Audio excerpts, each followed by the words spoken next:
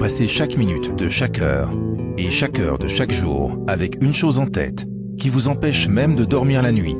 Comment aller encore plus vite légalement?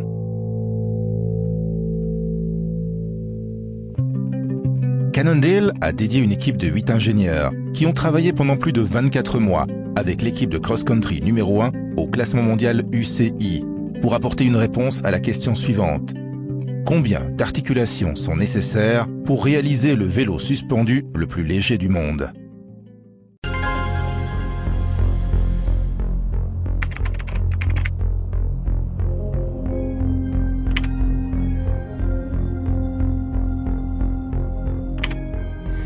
Le premier Cannondale Scalpel s'est frayé son chemin en compétition et figure dans les livres de records depuis 2001.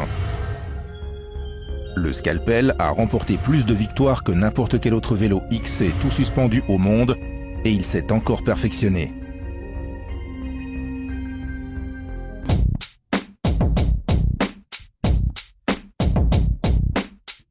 L'équipe d'ingénierie de Cannondale est partie de zéro pour concevoir le nouveau Scalpel. 6 projets de design ont été proposés et 3 prototypes utilisables ont été réalisés. L'innovation a consisté à utiliser le concept de base arrière à articulation active et à l'appliquer à la fois aux bases arrière et aux haubans en utilisant des nouveaux matériaux en carbone et en résine. After we looked at all these different concepts and actually built a few of them, we decided on this one. We thought this was the best solution that we could provide for our customers and the lightest weight solution as well. So we're excited about it.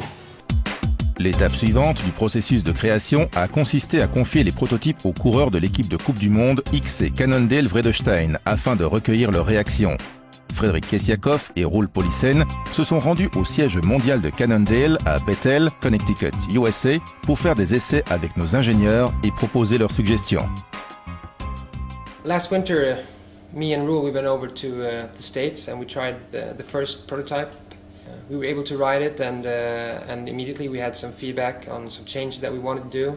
Eventually, once we got the real bike, it turned out to be even lighter than we had expected. It was stiffer than we ever could imagine. And yeah, the new bike is just, it's an improvement in every way from the current Scalpel, which was also an awesome bike. Le design du Scalpel a été constamment amélioré durant plusieurs mois d'essais et le résultat est impressionnant.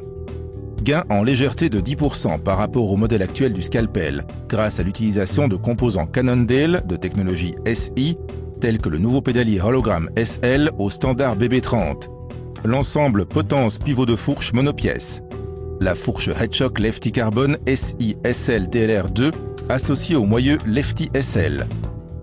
Le triangle avant a été optimisé afin d'offrir à la fois une précision de conduite et une efficacité maximale en s'inspirant de la conception monocoque en fibre de carbone unidirectionnelle du système 6. Le Scalpel sera aussi disponible avec un triangle avant en aluminium.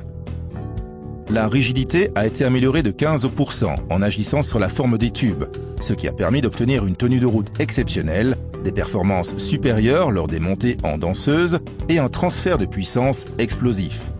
Le bras oscillant utilise la technologie brevetée EPO 0 pivot, qui permet d'optimiser l'articulation active en carbone pour offrir une suspension progressive au débattement utile de 100 mm. Que cela donne-t-il sur l'habile Scalpel ?